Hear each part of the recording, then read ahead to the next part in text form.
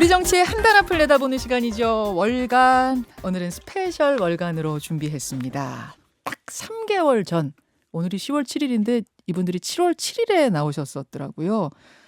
진중권 작가, 김성회 정치연구소 싱크와이 소장. 어서 오십시오. 네, 안녕하세요. 네, 안녕하십니까. 지금 앉으시는 요 자리가 원래 한판 승부할 때 앉으셨던 자리 그렇게 앉으신 거죠? 네. 12시간 전에 여기 일어났는데 또 와서 앉았네요. 아니, 정말 저희 소감이 어떠세요? 아침에 이렇게 나오시고 10시간 후에 또 봐야 됩니다. 근데 이게 사실은 저분 얼굴을 제가 견딜 수 있는 게 하루에 한 번 보는 건데 두 번을 본다는 건. 견디기가 좀 괴로우신. 아유 감사합니다. 뉴스쇼를 위해서 나와주신 CBS 저녁 시사 프로그램 한판 승부의 패널들이세요. 이제 박재홍 아나운서 진행하에 두 분이 매일 한판 승부를 벌이고 계시는 건데 이제 한 3개월 100일 지났잖아요. 자평부터 한번 들어볼까요? 김성애 소장님. 뭐 한판 승부라고 하기엔 좀 아직 많이 부족해서요. 진중권 작가님한테 많이 배우고 있습니다. 진 작가님. 뭐 이렇게 나오면 나도 김성환 소장님께 많이 배우고 있습니다. 이러면 재미없는데. 이런 분위기.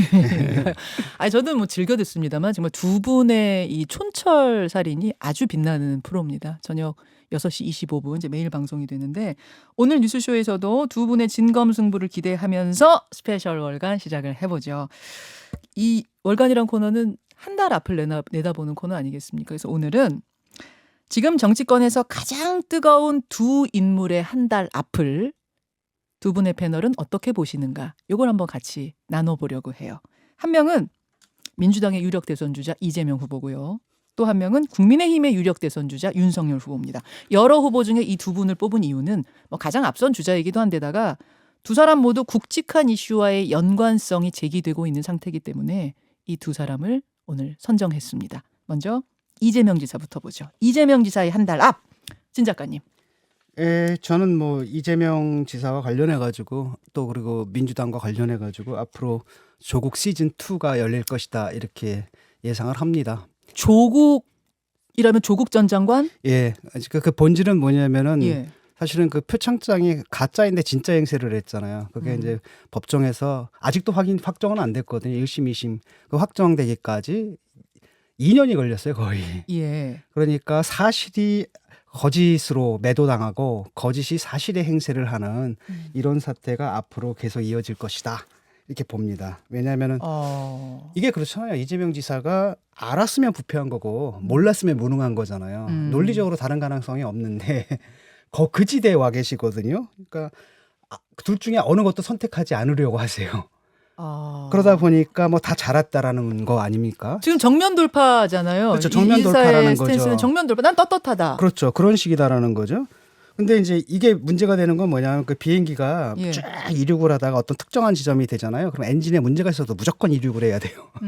그 포인트 오브 노 리턴이라고 하는데 민주당이 딱 그 상황인 것 같거든요. 지금 어쩔 수 없는 상황이기 때문에 후보가 거의 확정됐기 때문에 그냥 갈 수밖에 없다라는 겁니다. 그래서 이제 막 거짓말들을 이제 사실로 만들기 위한 작업들이 시작이 될 텐데요. 대표적인 게 그거잖아요. 단군 이래 최대의 공익 환수 사업이다. 그런데 사실은 5,500억을 환수한 걸 가지고 얘기를 하는 건데 그 5,500의 상당 부분들은 민간 개발을 해서도 기부 체납을 통해서 받을 수 있었던 거고요. 그다음에 이제 1,800억을 회수한 건데 그 1,800억이 어디서 났냐라 했더니 임대 아파트 부지를 팔아서 마련한 돈이거든요. 그러니까 사실상 공익으로 환수한 건 하나도 없다라는 겁니다.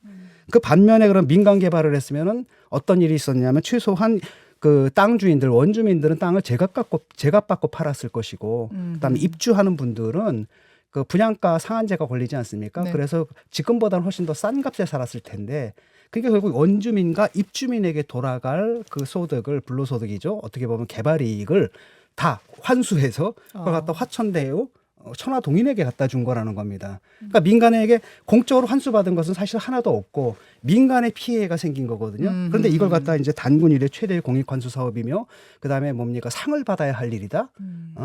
그다음에 노벨에 비유하고 뭐 이런 식의 이 거짓말을 공식적으로 계속 유지할 수밖에 없는 스탠스에 있는 거죠. 그래서 저는 이거랑 또 맞서 싸워야 되나.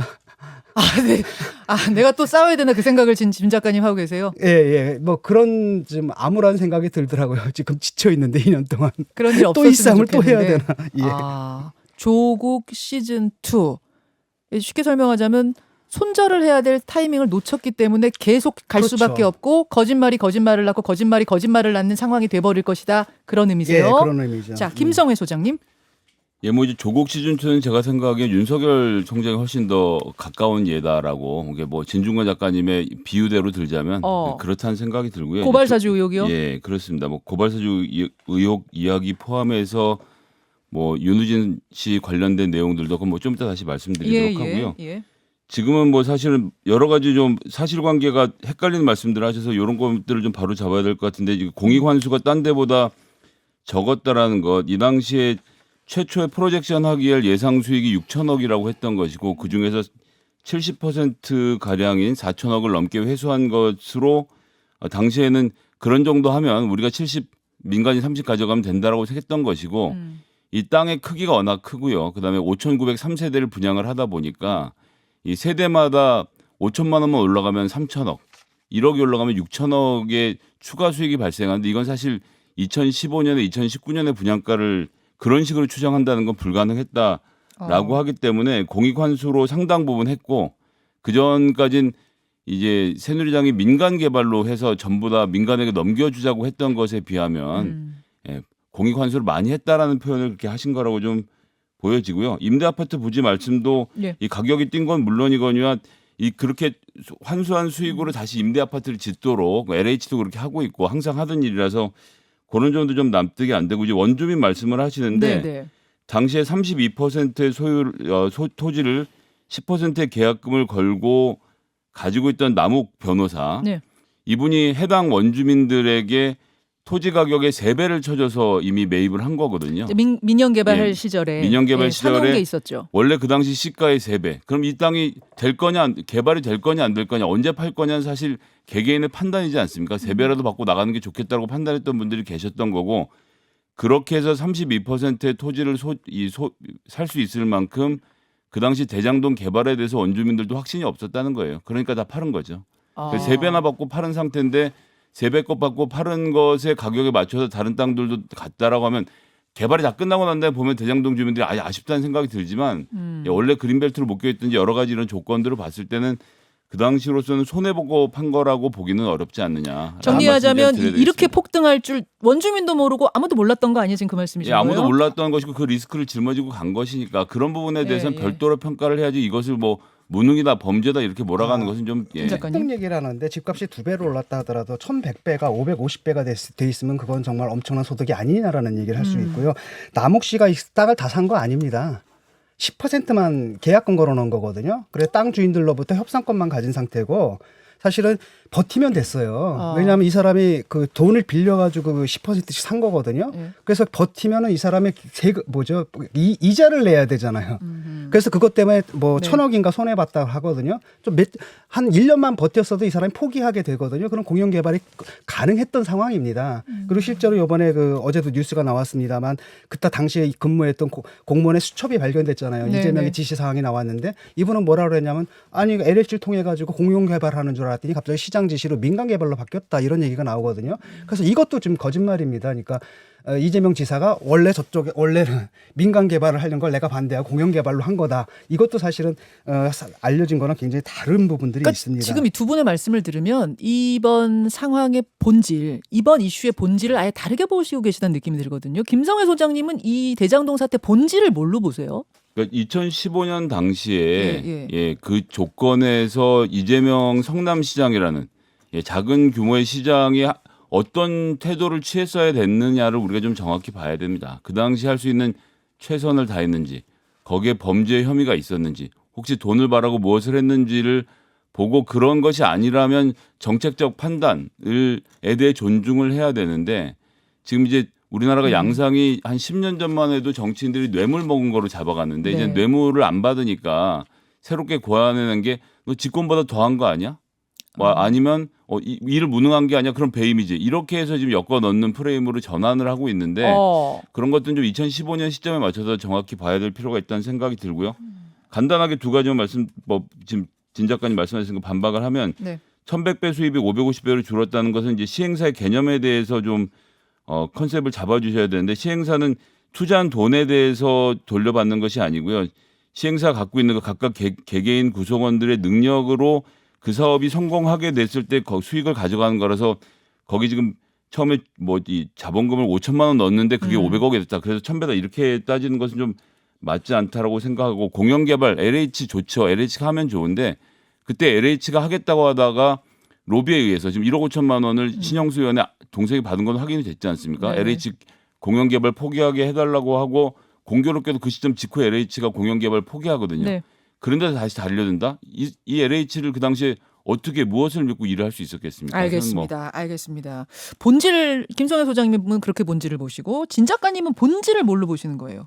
그러니까 무능 아닌 부패거든요. 무능 아닌 부패다? 예, 둘 중에 있는데 여기 외에 다른 가능성은 없습니다. 일단은 4천억과 4천억 네, 쉽게 네. 말하면 애초에 예상된 건 4천억 정도고 그다음에 초과 소득으로 초과 수익으로 좀 또 4천억에서 총 8천억이 예. 앞으로 이제 더 나가면 1조까지 되는 네. 이런 사업이거든요.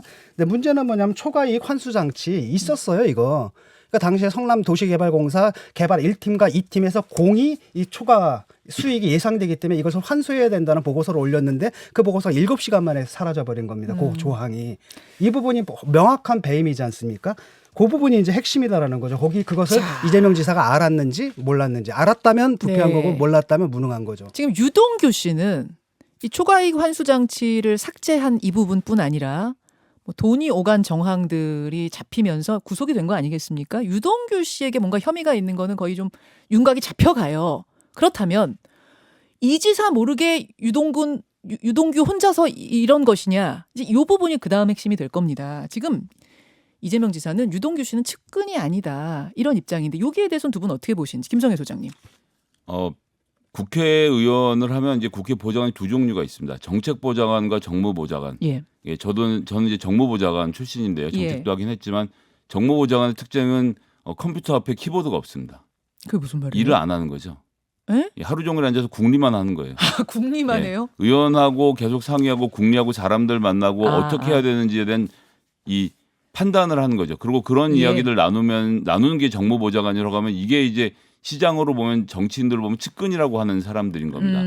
그리고 이제 정책보좌관을 뽑는데 이 사람들은 기능을 보고 뽑아요. 아 이런 일을 잘하는구나. 그럼 그런 사람들에게 어느 정도 권한을 주고 일을 할 수 있도록 교섭을 하도록 만들어 주거든요. 네. 그럼 유동규 본부장은 제가 보기에는 정책보좌관에 가까운. 그러니까 일을 잘하니까 일로서 중하게 쓴 것은 맞는데 네. 그것이 정무보좌관으로서 자기 정치적 미래를 논의하느냐 그런 자리는 아니었다는 거죠. 그럼 정책보좌관은 곁을 주지 않습니다. 정치인들이. 아 곁을 주지 네, 않는다. 그렇기 때문에 그런 차이는 존재한다는 거. 그러니까 가까운 사람이었고 일을 잘해서 실무자로서 중하게 쓴 것 자체를 부인해서는 안 된다고 생각하지만 예. 그것과 정무보좌관의 역할 즉 측근의 역할은 다르다라는 점을 봐야죠. 정무가 아닌 정책보좌관. 그러니까 곁을 주지 않는 쉽게 사람이다. 얘기하면 정책보좌관한테 야 이번 정책 이렇게 통과시키면 우리가 네. 한 5억 가져올 수 있니라고 정책보좌관하고는 어떤 정치인도 상의하지 않습니다. 오케이. 진 작가님. 아니 뭐 그 당시 언론에 벌써 한몸이니 뭐 누구의 장비니 이런 얘기가 나오는데 이분이 지금 모른다라고 하잖아요. 거의 뭐 내 측근 아니다라고 하는데 모든 사람들이 다 측근으로 알고 있는데 본인이 지금 아니라고 얘기를 하는 거잖아요. 그러니까 이거는 옛날에 그 연구다 이거랑 좀 비슷한 상황이거든요. 그러니까 이게 오히려 이상한 거라는 겁니다. 이번에 유동규 씨가 자기 논문 쓸 때 석사 논문 뭐 애정 있는 지도를 해주신 이재명 시장님께 감사드립니다라고 얘기를 했고 그다음 선거를 도와줬단 말이죠. 선거를 도와줬고 이분이 무자격자인데 그때 시의회의 반발에도 불구하고 무자격자를 갖다 그 자리에 앉혀서 심지어는 차관급인 어디까지 올렸습니까? 경기 관광공사 사장까지 올렸는데 지금 와서 모른다라는 건 좀 말이 안 되는 것 같고요. 기능만 보고 앉혔다 이렇게 할 수는 없어요. 어떤 기능이요? 잘하니까 일을 잘하니까 앉혔다. 모른다고 한 적은 아니 없는데. 그 전에 무슨 일을 했습니까? 선거 도와준 일밖에 없거든요. 그다음 지지 선언한 거밖에 없고 그다음에 이재명 지사의 정치 행사에 공무원들 끌고 간 거밖에 오케이, 없거든요. 알겠습니다. 측근이다. 신 작가님. 근데 이제 그 말씀이시고. 좀 더 할까요? 네, 하세요. 예. 이게 이제 이런 문제라는 겁니다. 이분이 한 건 지금 분명하게 드러난 거 아니겠습니까? 초과이익 환수 조치를 갖다 1, 2팀에서 올렸는데 이걸 갖다 배제했고 네. 그렇기 때문에 공무원이 그걸 2개를 남겼어요. 공문을 2개를 그대로 남겼거든요. 혹시 어떻게 될지 몰라서 네네. 물증은 나온 겁니다. 근데 그런데 이걸 그 이재명 시장이 이거 알았겠느냐 몰랐겠느냐 문제지 않습니까? 네. 그런데 이렇게 거대한 규모의 사고를 공무원들이 물론 뇌물 받을 수 있거든요. 몇 억 정도 받을 수 있는데 이건 규모가 너무 크다라는 겁니다. 혼자 치기에는. 혼자 치기엔 너무 크다. 예, 그다음에 이게 뭐냐면 성남도시개발공사 정관에 나오게 되면 그런 사안이 있죠. 뭐 분양가까지 모든 걸 시장한테 보고하게끔 그렇게 정관에 나와 있어요. 그렇죠? 그리고 이분이 이재명 지사가 평소에 뭐라고 자랑을 했습니까? 자기가 보도블록 100만 원짜리 사업도 내가 다 보고 직접 결제한다라고 트위터에 자랑까지 했던 분이 이게 몇 천억짜리 뭐 거의 1조짜리 이런 사업을 내가 모르게 밑에가 했다? 이건 말이 안 된다라는 겁니다. 그리고 해명 자료도 보게 되면 되게 거짓말이 많거든요. 이게 다 공정하게 이루어졌다 절차가. 근데 지금 그렇게 아니라 애초부터 짬짬이로 들어갔다는 정황들이 다 나오고 있잖아요. 자, 김성현 소장님 한 말씀 하시고 넘어가죠. 예, 이 초과이익 환수 부분은 처음에 계약을 할 때, 그러니까 3개 업체 중에서 1개 업체를 우선 협상 대상자로 지정하는 과정에서 우리는 나중에는 저희가 가져가지만 처음에 더 많이 드리겠습니다. 그리고 500억을 더 얹은 거예요. 그 당시에 성남시 재정 규모나 이런 것을 판단했을 때 눈앞에 보이는 500억을 선택하느냐 아니면 나중에 혹시 발생할지 모르는 이익을 나누느냐를 가지고 고민을 했을 것이고 이 전자를 선택한 거죠. 왜 그랬느냐? 위례에서 해봤거든요. 반반 나눕시다고 위례를 했더니 네. 처음에 1,000억이 남다고 프로젝션이 나왔는데 네. 실제로는 뭐 차 떼고 포 떼고 다 해서 결국 300억밖에 안 남았는데 150억씩 가르자고 한 거예요. 이 과정을 통해서 이재명 시장이 배운 게 있죠. 아, 처음부터 수익을 나누자고 하면 건설비니 뭐니 여기저기서 돈이 다 새 나가서 결국은 성남시에 돌아오는 게 없구나. 1,000억 남아서 500억씩 가져가는 줄 알았는데 결국은 300억 남아서 150억까지 가지는 상황을 보면서 처음에 가지기로 하고 이제 초과이익 환수를 안 하기로 하고 가계약을 걸어놓고 우선 협상을 하는 과정에서 협상 과정의 내용에 대해서까지 시장이 다 알아야 된다. 좀 무리라고 봅니다. 자, 예, 스페셜 월간 진중권 작가 김성회 소장 한판 승부 패널들과 오늘 스페셜로 꾸미고 있는데요. 그러면 자 우리가 원래 한 달 뒤 전망하는 거였는데 정작 한 달 뒤 전망을 못했어요. 네. 이재명 지사의 한 달 뒤는 어떻게 돼 있을 것 같아요, 진 작가님? 다른 건 몰라도 일단 후보가 되게 되면은 예. 이분이 이제 아마 그 수사가 예. 뭐 중단될 수도 있고 왜냐하면 체포를 못하게 돼 있거든요. 그러니까 정말 현행범이 아닌 이상은 체포를 아하. 못하게 되어 있기 때문에 어쩌다 수사를 받으러 다닌다 할지라도 뭐 후보직을 내놓거나 이러진 않을 것 같습니다. 아까도 얘기했듯이 지금 못 먹어도 고할 수밖에 없는 상황이라는 거고 민주당 전체가 지금 거기 말려 들어가는 상황이고 그러니까 여기에 대해서 이낙연 후보하고 이 민주당의 몇몇 인사들이 굉장히 큰 우려를 좀 표명하고 있는 거죠. 정상적이라면은 당에서 이걸 쳐내야 되거든요. 근데 당에서 지금 쳐낼 수 있는 상황이 아닙니다, 지금. 그런 의미에서 조국 시즌 2란 말씀하시는 김성회 소장님 한 달 뒤. 이제는 지지자들 중심으로 해서 경선을 치렀으니까요. 중도로 나아가겠죠. 그리고 마침 본회의가 시작이 됐고 정기국회 국정감사가 20일이면 끝나지 않습니까? 그 나머지 기간 이제 입법의 기간으로 넘어가는데 예산의 기간으로 넘어가고 특히 이제 기재부에 대한 불만이 국민들이 많거든요. 기재부가 예산 잡는 과정에서 또 이번에 기싸움을 할 텐데 이번에 이쪽 대장이 이제 송영길 대표에서 이재명 후보자로 바뀌게 되는 상황. 네. 그렇게 된다라면 이 국회에서의 싸움이 불만해질 거라고 보고 중도층을 향한 구애가 한층 격렬해질 거라고 생각합니다. 오케이. 스페셜 월간 두 번째 인물의 한 달 앞을 내다보겠습니다. 바로 윤석열 후보, 국민의힘 윤석열 후보입니다. 한 달 뒤면은 이게 국민의힘 최종 후보 선출은 11월 9일이거든요. 그러니까 최종 후보 선출될 그 무렵이에요. 어떻게 돼 있을까요, 진 작가님? 윤석열 후보는 아마 그 국민의힘의 후보가 되어 있겠죠.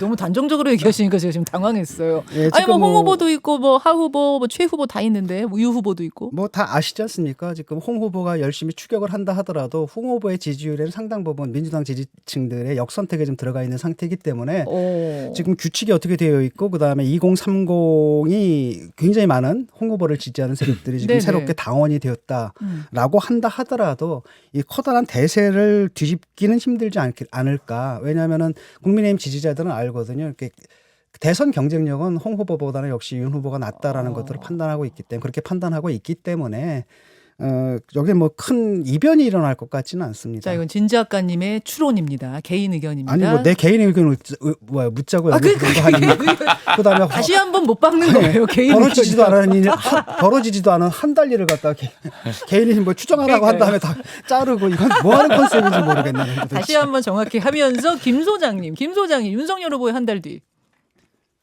황교안 후보 때문에 고민이 많을 겁니다. 그게 무슨 말씀이세요? 지금 이제 누가 4등을 하느냐가 사실은 국민의힘 경선에서 가장 중요한 변수가 될 겁니다. 이번 컷오프. 이번 컷오프가 되게 중요해지는데 저는 현재의 여론조사의 지형을 보면 여론조사에서 국민의힘 지지자들만 따로 떼내서 결과를 놓고 보면 제가 여기서 구체적인 수치 말씀은 안 드리겠지만 황교안 후보가 상당히 높아요. 황교안 후보가. 그리고 이제 그것은 국민의힘 지지자들이고 네. 당원으로 범위를 더 좁히면 더 좁아집니다. 더 왜 높아요. 그러냐? 이 정치적 욕구라는 게 분출을 해야 되는데 국민의힘 내에 이제 보수적인 인사들의 욕구 그리고 이제 4월 15일 선거가 부정선거였다고 생각하시는 분들이 이런 욕구가 분출될 수 있는 창구가 지금 대선 후보 중에는 황교안 후보밖에 없습니다. 네. 그럼 그쪽으로 집중될 수밖에 없고 만약 이분이 4등을 하는 경우 예.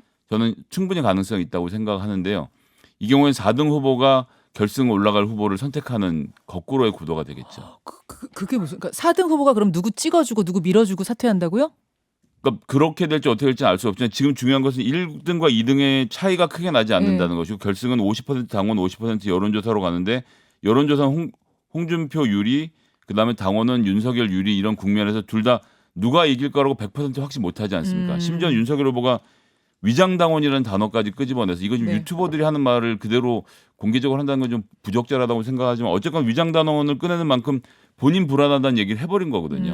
그럼 황교안 후보가 갖고 있는 3% 그것도 한 방에 네. 한 번에 움직일 그러니까 다른 지지자들은 소용이 없는 게 후보가 가라고 했는데 가지를 않아요. 네. 하지만 황교안 후보에 몰려있는 이 의견들은 정치적으로 결사체적 의견이기 때문에 황교안 후보가 이쪽으로 갑시다고 했을 때 다 가요? 예, 확 몰려갈 확률이 굉장히 단단하다. 다른 후보에 비해서 높다라는 점. 그러면 홍준표 후보, 홍준표와 윤석열 후보는 황교안 후보를 받아들일 것인가, 이 정치적 주장을 받아들일 네, 것인가에 대한 고민을 해야 되는 상황이 한 달 후에 가장 심각한 고민이죠. 윤석열 후보의 한 달 후를 보자 그랬는데 지금 김 소장님은 황교안 후보의 한 달 후가 다른 후보들의 한 달 후를 좌우할 것이다. 이렇게 지금 해석해 주셨어요. 딱 그 날짜 11월 7일이면 그런 고민을 한창 하고 계실 때겠죠. 저는 그 큰 변수가 안 될 때 아, 안 그래요? 될 거라고 봅니다.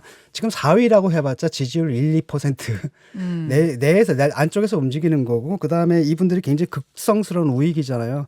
약간 극우에 가까운 분들인데 황교안 대표 같은 경우에는 전 대표죠. 이분 네. 같은 경우에는 뭘 하는 거냐면은 자기가 그래도 4강 가기 위해서는 이들밖에 없다라는 겁니다. 그러니까 줄창 처음 토론부터 끝까지 부정선거. 그냥 네. 무조건 그 얘기만 네. 했거든요. 맞아요. 그러니까 이들 표만이 있으면 내가 4강까지 진출하겠다라는 거잖아요. 그래서 4강까지는 아마 올라올 수 있을 겁니다. 그런데 4강에 들어와서 4강 이제 그 토론회가 진행이 되면 그때도 계속 또 이 얘기할 수는 없는 거거든요. 그래서 저는 이분은 그렇게 큰 변수가 되지 않고 그다음에 이분을 지지하는 그 국민의힘 지지자들의 퍼센티지가 1~2%밖에 안 돼서 큰 변수가 될 것 같지는 않고 그다음에 이미 본격적으로 이제 뭐랄까 그때는 아마 이제 후보가 거의 확정됐을 텐데 그때쯤 되면은 중도층 공략이거든요. 사실은 중도. 윤석열 후보가 지금 계속 지금까지는 그 중도와 보수를 동시에 고려하는 그런 스탠스를 취하고 있어요. 예, 예. 예를 들어 가지고 나토식 핵공유라든지 이런 데 거리를 둔다라든지 그 밖에도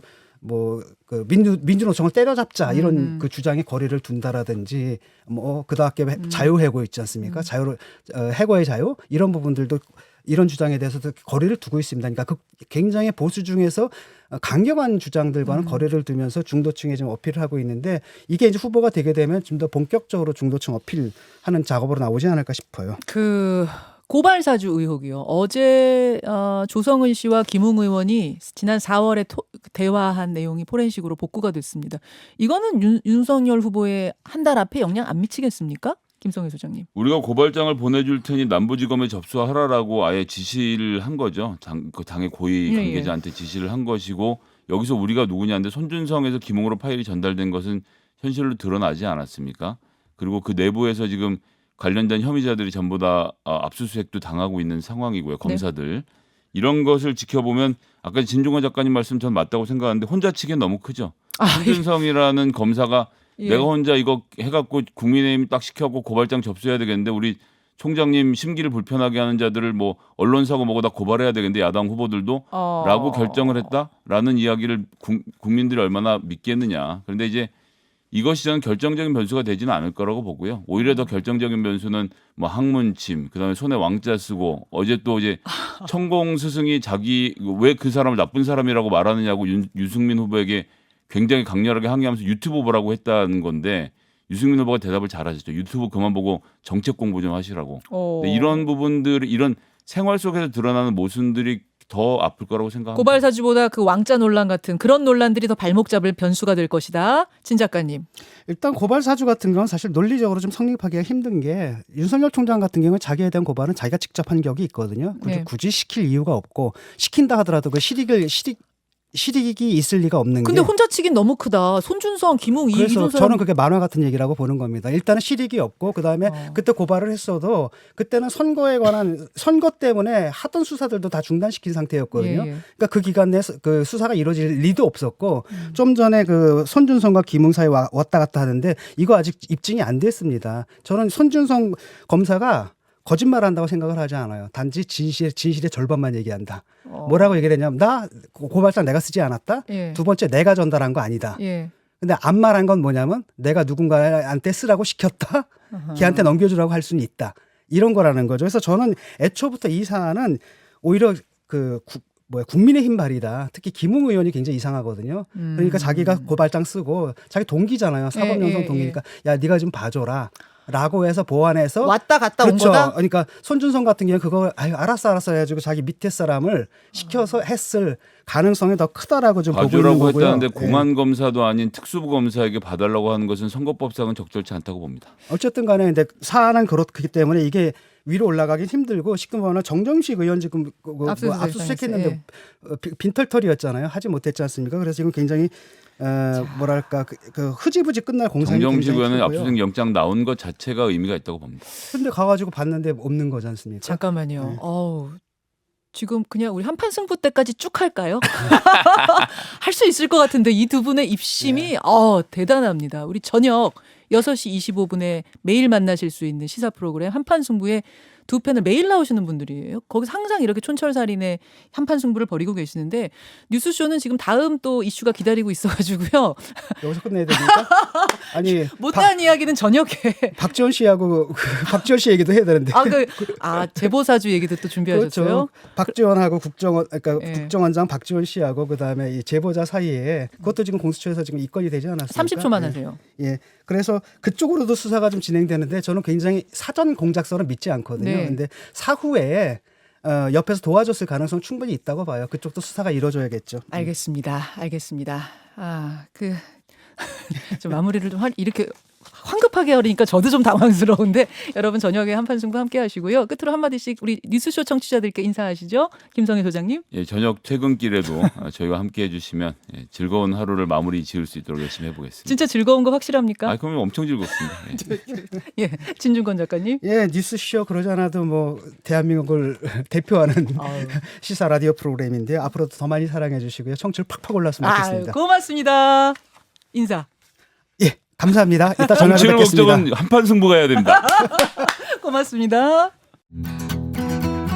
김현정의 뉴스쇼는 청취자 여러분의 참여로 이루어집니다. 트위터, 페이스북, 레인보우 게시판, 그리고 단문 50원, 장문 100원의 유료 문자 샵 1212, 우물정 1212 통해 참여하실 수 있습니다. 김현정의 뉴스쇼, 여러분과 함께 만듭니다.